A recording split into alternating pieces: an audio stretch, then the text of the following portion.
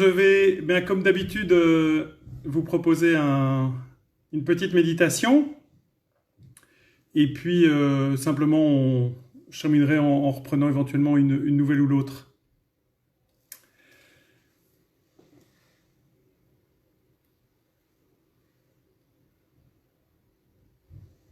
Au nom du Père, et du Fils, et du Saint-Esprit. Amen. Dieu de l'univers, Dieu saint. C'était le chant que nous chantions au début, que je vous avais mis en bande son. Dieu de l'univers, Dieu saint, reviens, reviens.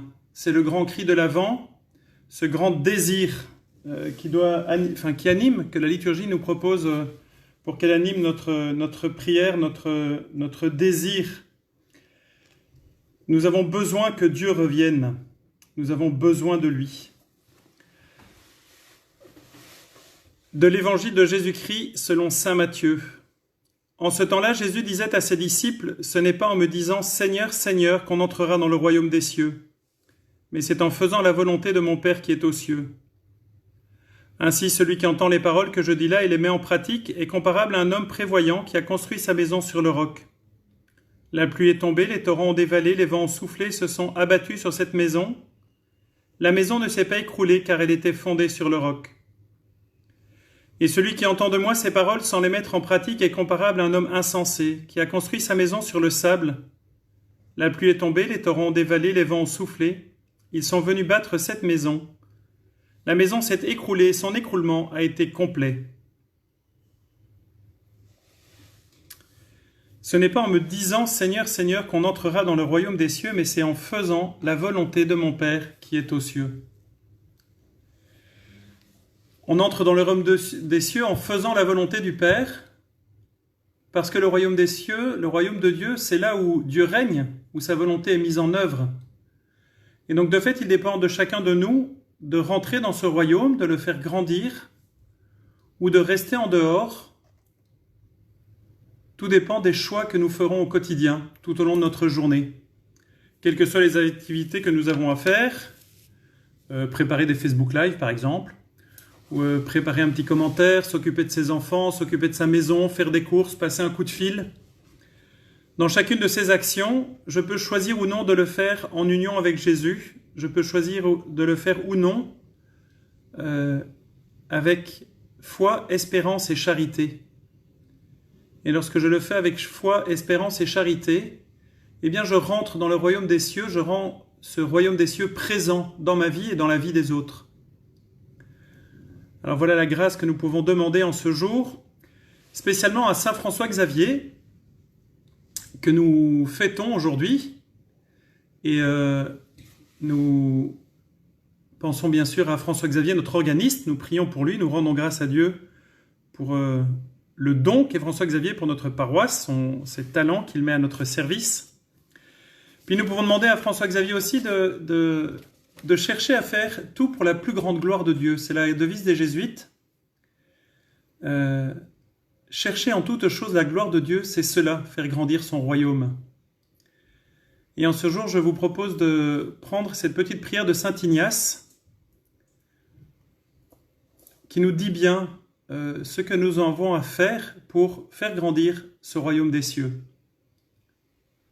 Prends, Seigneur, et reçois toute ma liberté, ma mémoire, mon intelligence et toute ma volonté. Tout ce que j'ai et tout ce que je possède, c'est toi qui m'as tout donné. C'est toi qui m'as tout donné. À toi, Seigneur, je le rends. Tout est à toi. Dispose-en selon ton entière volonté. Donne-moi seulement de t'aimer et donne-moi ta grâce. Elle seule me suffit. Donne-moi seulement de t'aimer et donne-moi ta grâce. Elle seule me suffit. Faire la volonté de Dieu, c'est choisir d'aimer dans la plus petite de nos actions. C'est ainsi que grandit le règne de Dieu. Alors Seigneur, fais-nous cette grâce, donne-nous seulement de t'aimer. Donne-nous ta grâce pour que nous puissions t'aimer et aimer nos frères. Et en ce temps de pandémie, nous voulons, Seigneur, encore et encore te prier pour le monde. Vrai Dieu, vrai homme, réellement présent au Saint-Sacrement dans tous les tabernacles du monde, nous t'adorons, Seigneur. Notre Sauveur, Dieu avec nous, fidèle et riche de miséricorde, nous t'adorons, Seigneur. Roi et Seigneur de la création et de l'histoire, nous t'adorons, Seigneur. Vainqueur du péché et de la mort, nous t'adorons, Seigneur. Ami de l'homme, ressuscité et vivant à la droite du Père, nous t'adorons, Seigneur. De tous les maux qui affligent l'humanité, sauve-nous, Seigneur. De la faim, de la famine et de l'égoïsme, sauve-nous, Seigneur. Des maladies, des épidémies et de la peur du frère, sauve-nous, Seigneur. De la folie dévastatrice, des intérêts sans pitié et de la violence, sauve-nous, Seigneur.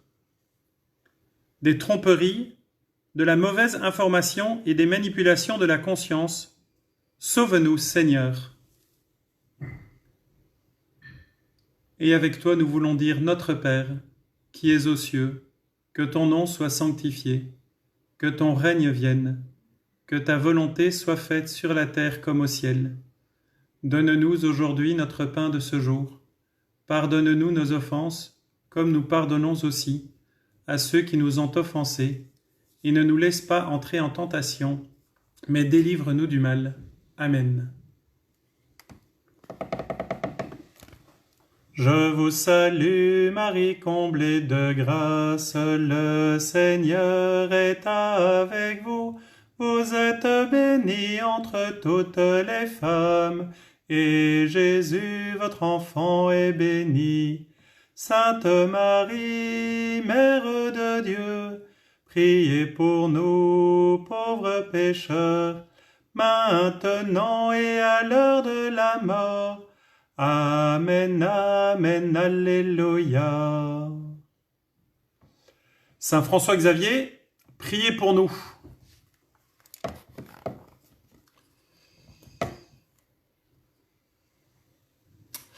Et que Dieu Tout-Puissant vous bénisse et vous accorde une bonne journée, lui qui est Père, Fils et Saint-Esprit. Amen. Alors, la semaine prochaine, on essaiera de faire mieux, de commencer à l'heure, de vérifier que la sono est branchée, tout ça, vous voyez. On va s'améliorer, hein, c'est l'avantage de la durée de ce confinement, c'est qu'on peut améliorer nos techniques Internet. Voilà, il faut pouvoir positiver. Je voulais encore rajouter une petite chose pour vivre ce temps qui est long, qui est vraiment long. En Belgique, malheureusement, visiblement, ça va encore durer un peu. Deux petits points qui m'ont fait réfléchir ces jours-ci. La première chose, c'est la célébration de l'Eucharistie nous manque. Et en fait, c'est ça le point qui manque le plus. Non pas simplement le fait de se retrouver les uns les autres, bien sûr qu'il y a ça. Bien sûr que ça nous manque de ne pas pouvoir retrouver nos proches, de ne pas pouvoir se retrouver simplement, tout ça, ça nous manque. C'est pas seulement la communion, c'est-à-dire c'est pas seulement recevoir Jésus qui nous manque. Parce que la messe, c'est pas seulement communier. La messe, c'est faire de sa vie une offrande de toute sa vie, de faire une offrande de toute sa vie, de faire de toute sa vie une offrande pour la gloire de Dieu et le salut du monde. Prions ensemble au moment d'offrir le sacrifice de toute l'Église pour la gloire de Dieu et le salut du monde. Et bien sûr, cette dimension-là nous manque. Bien sûr que cette dimension-là nous manque, à fond. Mais cette dimension d'offrande, nous pouvons la vivre alors dans la souffrance et dans le désir.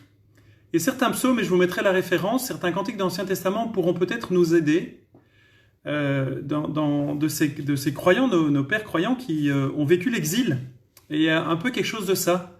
Nous n'avons plus ni chef, ni temple, ni prophète, mais nos esprits humiliés reçoivent comme un sacrifice d'agneau gras par milliers.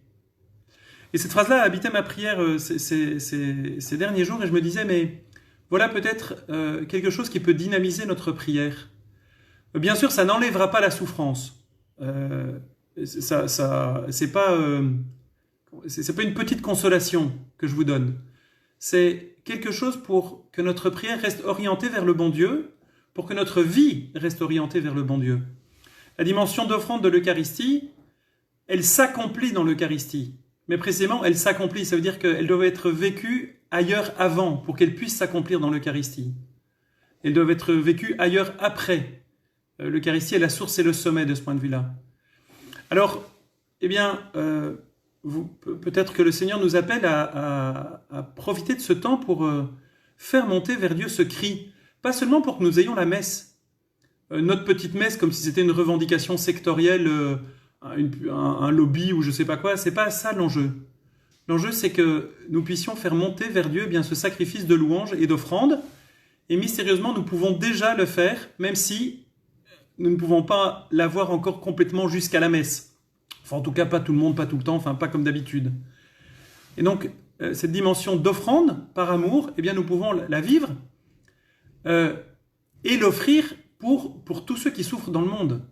C'est aussi notre devoir de chrétien de supplier le Seigneur pour la fin de cette pandémie, pour que les médecins trouvent un vaccin, pour que l'on puisse soigner, pour que...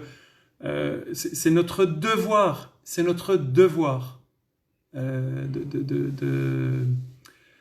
de faire monter vers Dieu ce cri, pas seulement pour notre messe, même si bien sûr on peut demander à Dieu qu'on puisse se retrouver le plus rapidement possible pour célébrer la messe ensemble, pour offrir à Dieu ce sacrifice pour sa gloire et pour le salut du monde, mais pour le salut du monde entier. Pour le salut du monde entier. Voilà ce que je voulais vous laisser pour cette semaine et pour le temps maintenant. Je mettrai les références de la prière de Saint Ignace et tout ça dans les commentaires sur la page Facebook et dans un billet sur le blog, comme d'habitude. Sophie, j'ai vu ta question. Écoute, je n'ai pas de réponse. Le curé n'a pas forcément réponse à tout. Voilà. On vous garde bien sûr dans notre prière toute l'équipe. On pense bien à vous. On cherche aussi pour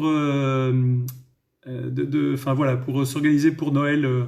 Il y a différentes choses qui sont en cours. Restez attentifs. Bonne journée à tous et rendez-vous soit en vrai dans les rues du quartier, soit virtuellement pour les lots de demain ou la messe dimanche, ou les vêpres samedi soir. La messe dimanche. Bonne journée à tous.